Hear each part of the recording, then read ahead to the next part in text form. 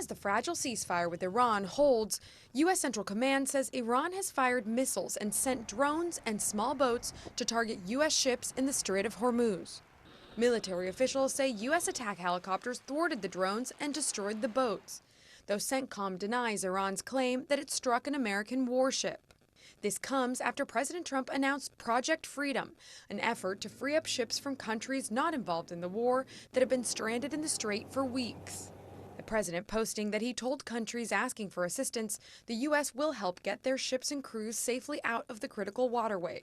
Iran shut down the transit route after fighting began and has only tightened its stranglehold since the U.S. started its blockade on their ports. Despite the verbal volleys, the two countries are still talking about ways to end the hostilities. Doing very well with regard to Iran. Again, they want to make a deal. They're decimated. They're having a hard time figuring out who their leader is. But with oil tankers not moving, prices are surging, leading to even more money misery at the gas pump. Gas prices are really outrageous, and then on top of the food prices.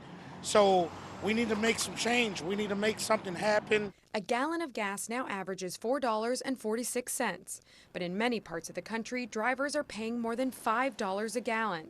And according to data compiled by NBC News, the Midwest is getting hit hard. Believe it or not, yesterday I was at a gas station and I was in there for 20 minutes, and in 20 minutes the gas went up $1. The Trump administration says prices will go down once the war is over. This gasoline, this temporary aberration, will be over in a matter of weeks or a month.